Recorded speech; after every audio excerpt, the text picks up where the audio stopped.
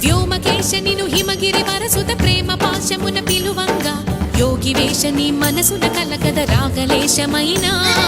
హే మహేశని భయద